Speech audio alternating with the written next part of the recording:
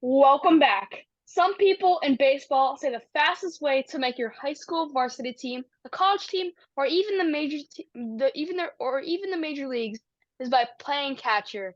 I am Grayson Knight, and this is Baseball Podcasts Are Fun. Today, I'm joined by someone that can help prove this to be true. Ryan Lavarnway is a professional baseball player with 14 years of experience. Ryan was drafted out of Yale University by the Boston Red Sox, a team he helped win a 2013 World Series. After several stints between teams like the Orioles, Braves, Blue Jays, and others, Ryan played for Team Israel in the 2017 World Baseball Classic and again in the 2020 Olympics. This past season, he finished as a catcher with the Marlins organization, playing for the Jacksonville Jumbo Shrimp, and he's currently now a free agent. Friends, please welcome my guest, Ryan Lavarnway. Ryan, how you doing? What's going on, bud? Nice intro. Thank you. So you played with teams all over. How did you originally get into baseball? How did I get into pro ball or how did I get into baseball in Like general? like baseball in general, like when you were young. Well, my dad always played baseball and softball. So I think even when I was a baby, I was always at the baseball field, even before I knew what baseball was. And then the legend in my family has it that my kindergarten teacher sent me home with a note that said, Ryan is not good at sharing. He needs to start playing a team sport. So they signed me up for baseball when I was about 5 years old, and the rest is history. Oh, wow. So I've been reading a lot about you on Wikipedia. Can you tell me, did you ever go back and finish your Yale philosophy degree? I have done one semester since I left, so I have one semester left. Okay. So how long is that? Like a year, maybe? I have no idea. One semester is like 3 or 4 months. Okay. Um, so my mom got mad a few weeks ago because I had to get taken out of school on a Friday tournament. We value education a lot in this family. As you should. Mm-hmm. Well, thanks for being here.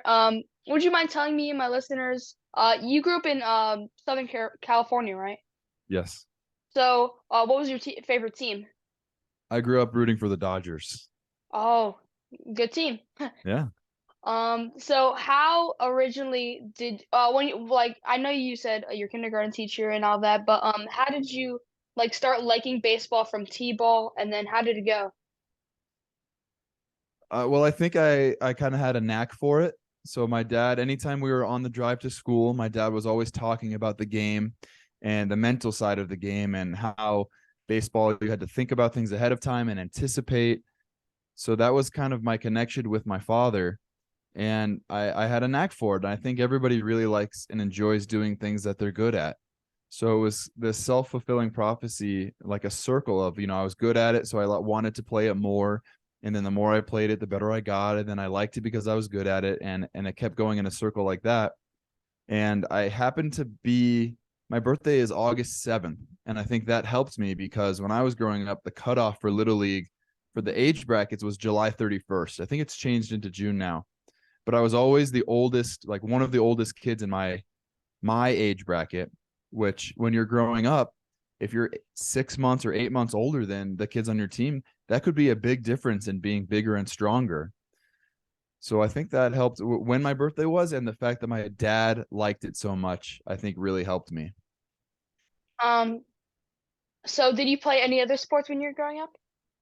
I played basketball for a couple seasons, like rec league basketball, and I was pretty average. I think maybe I made like the B All Star team one year, and then I didn't end up even playing All Stars because it was baseball season again, baby. So what about baseball did it seem fun for you when you were growing up?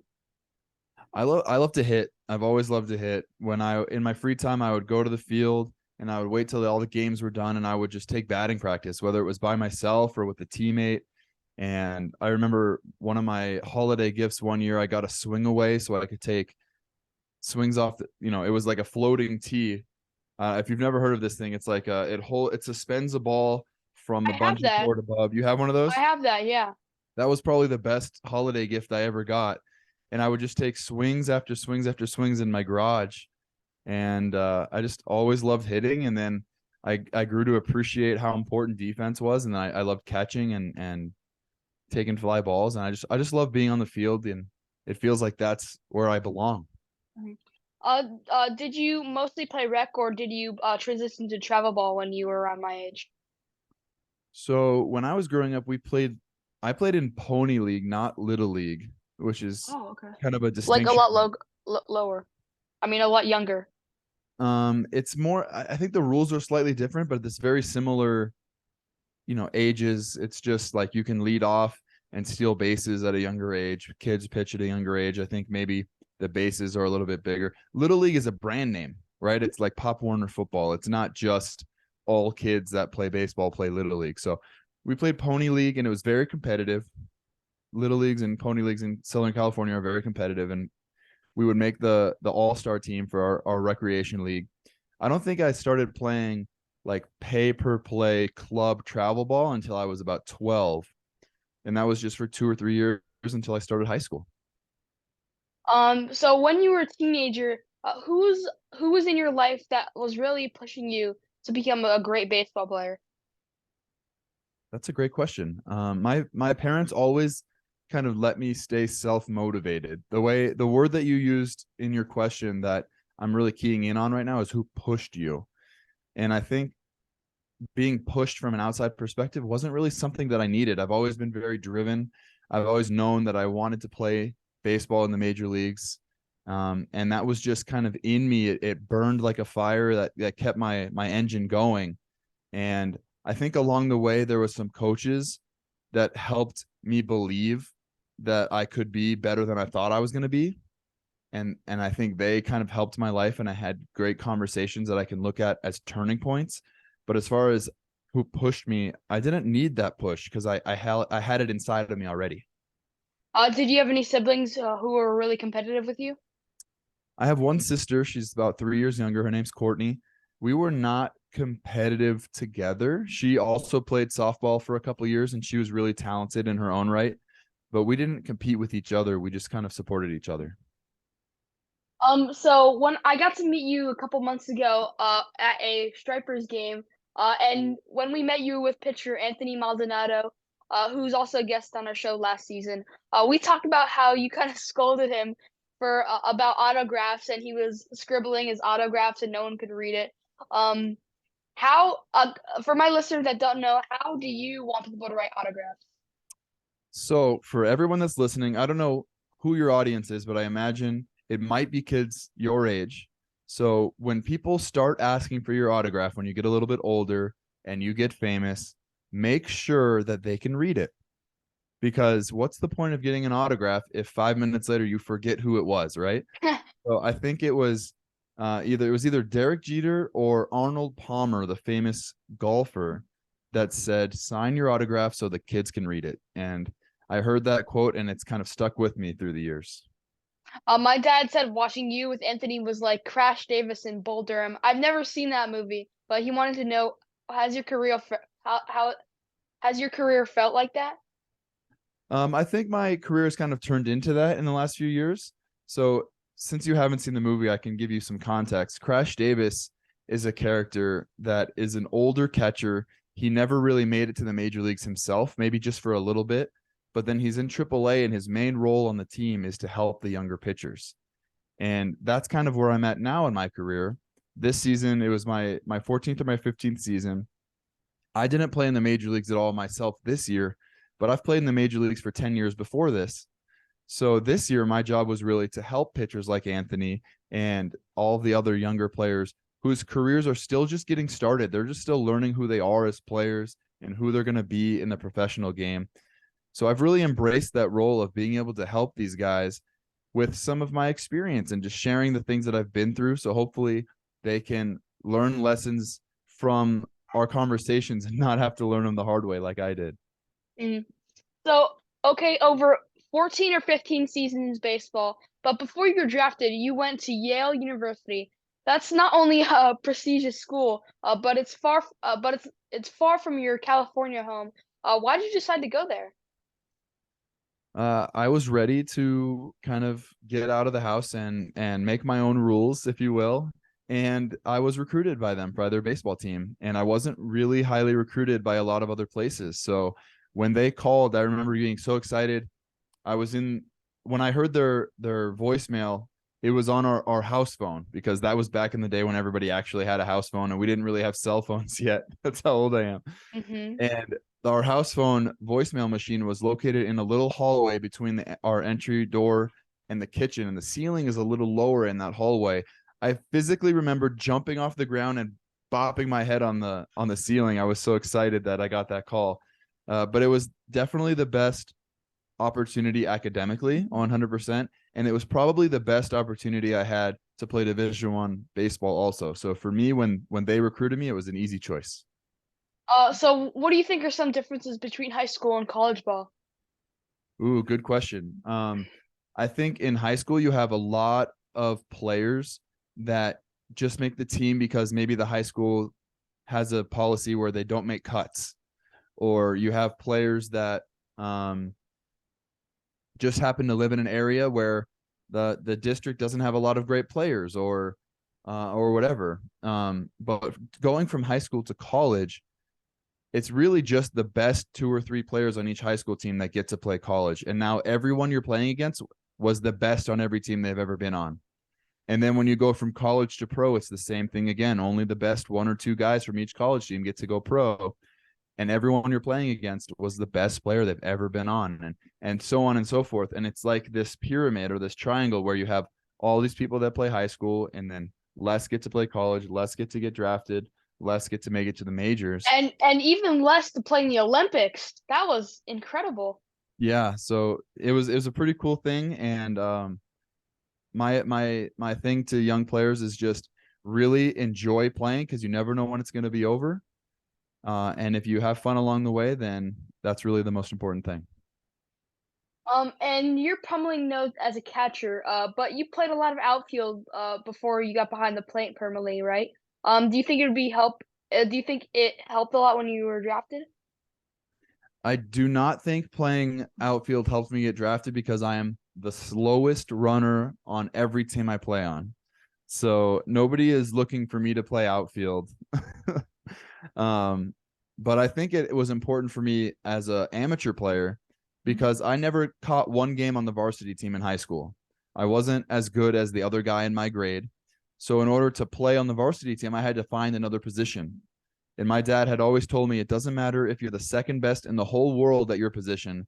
If the guy who's the first best is on your team, you're not going to play. So you better be able to play somewhere else. Yeah. Um, I think that it's just catchers are more probably known for their arm and just catching the ball. It's not really anything else, but that's why you see like JT Realmuto.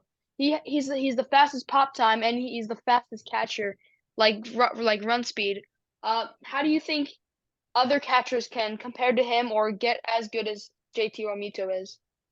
Well, JT Realmuto is a very, very special player. Not a lot of people can be nearly as fast foot speed wise as he is. And that lends to how fast he can get the ball to second base too, because he has great feet in addition to having a strong arm. Hmm. So I don't know that there's a lot that a lot of people can do to be like him, but if they want to be close at all, it's just about being as good of an athlete as you can. It's don't specialize just in your position. Be a great athlete. Practice with the track and field team in your spare time. Do sprints. Work on your core. He's just a great athlete. When you're a catcher, when you make it to the high levels, you're the catcher. There's really no other catcher. Is that right? Normally each team carries 2 or maybe 3 catchers because when you play every day, you can't catch every single game. That's true. But like some teams in the major leagues probably only use one catcher, but they can use two. Like some you do you have a backup catcher? Yep. Normally there's 2 on every team I've played in pro. There's at least 2, sometimes 3. Okay. So what do you remember or what can you describe about being drafted by the Red Sox? I can only imagine it was this amazing feeling you reached your dreams. It was very cool. I got drafted in the June of 2008 draft, and the Red Sox had won the World Series the year before in 2007. So they drafted me. They said, "We're so excited to have you. Call us tomorrow and we'll finalize your contract or whatever."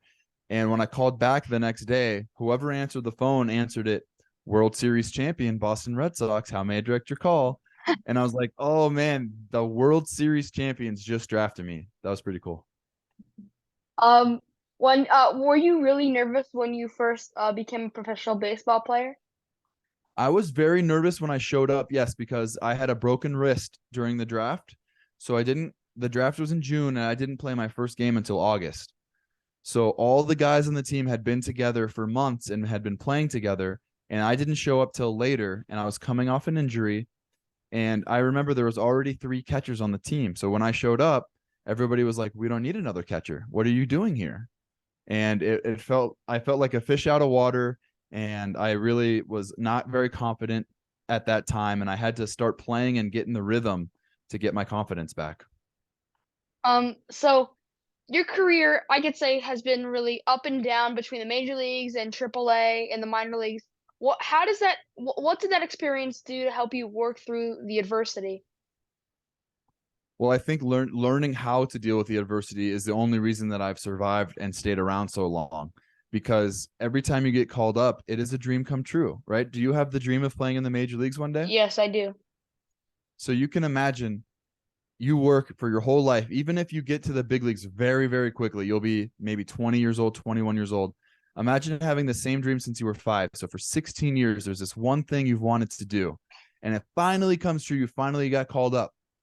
And 8 days after my first call up, and I played great, I was hitting like 305.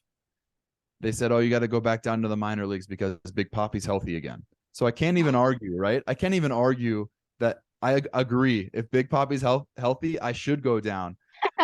But 8 days ago, my dream came true. And now 8 days later, you're breaking my heart. And that's happened to me 26 times over the course of the last 12 years. So you really have to have thick skin and learn how to just focus on what's the next step I can take and how can I find a way to get back to the big leagues and make my dream come true one more time. Hmm. I don't know if you know this, but me and Anthony Maldonado worked out with the same trainer.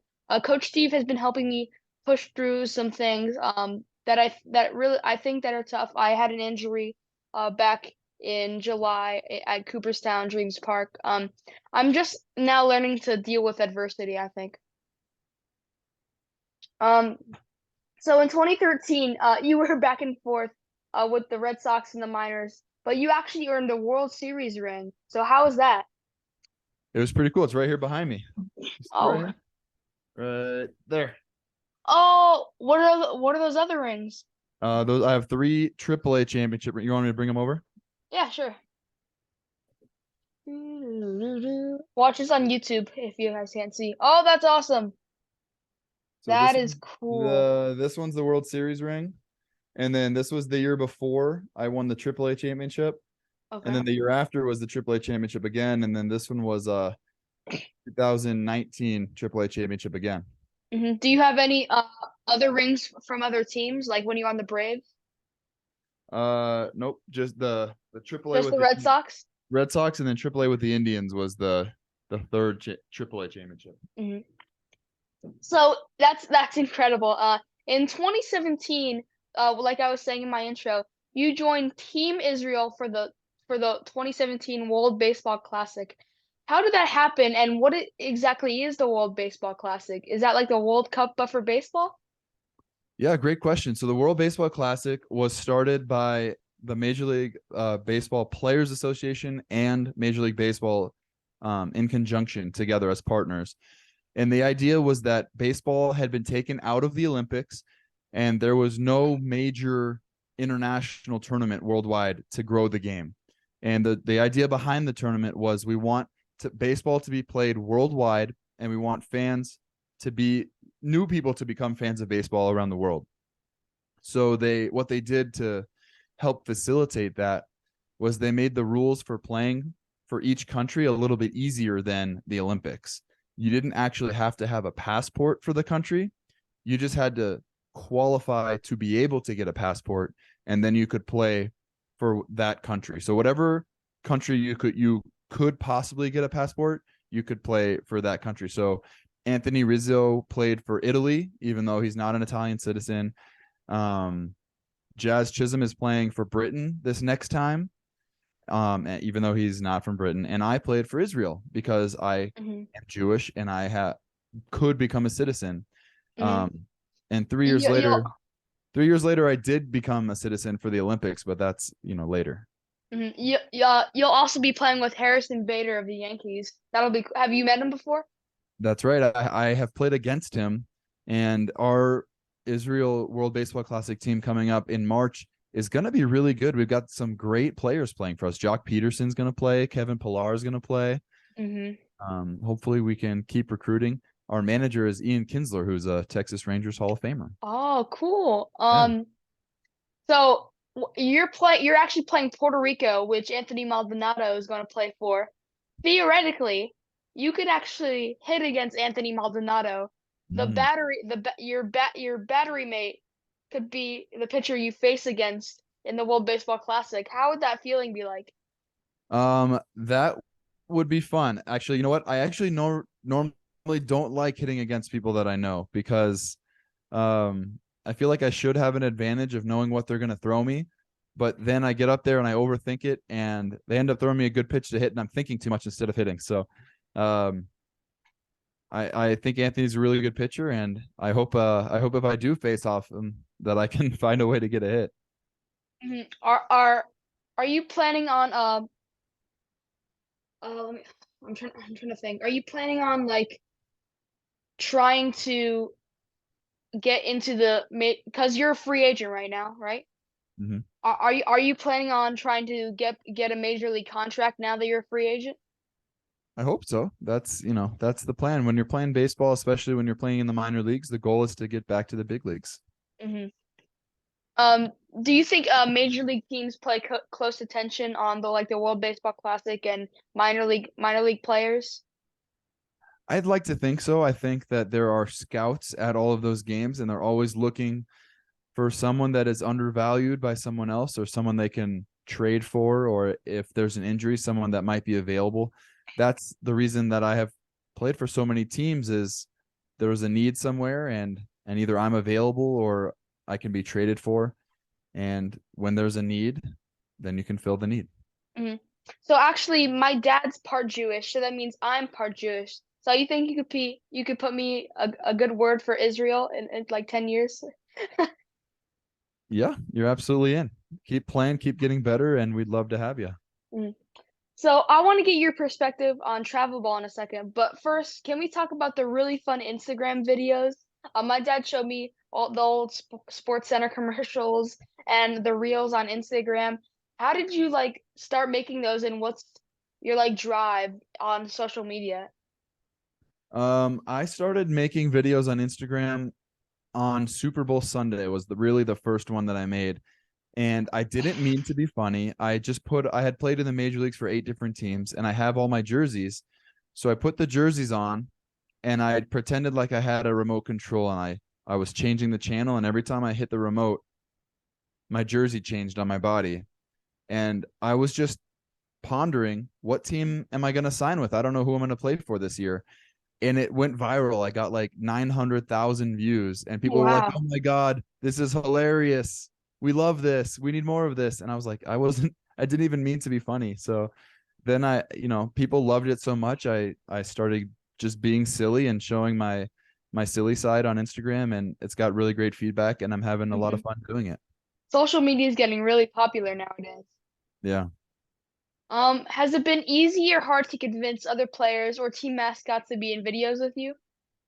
You know what? Some of the times it's my teammates inside of the mascot in those videos. So Really? if you go back and watch him, yep, you notice sometimes he's taller and sometimes he's not as tall. That's because of who I got to be the mascot for that day. But the guys that enjoy the videos, I think they have fun making them with me, or at least I'd like to think so. Hmm. What are some of the favorites that you've done?